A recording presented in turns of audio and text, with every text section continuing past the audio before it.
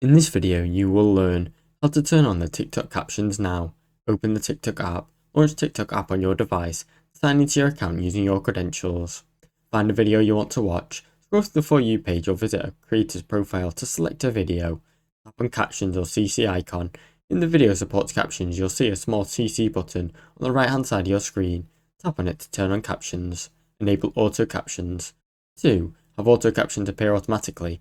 Go to Settings, Accessibility, Captions, then toggle Auto Captions on in your account. Adjust caption style. You can personalize captions by adjusting the font size, the color and background through your device's accessibility settings.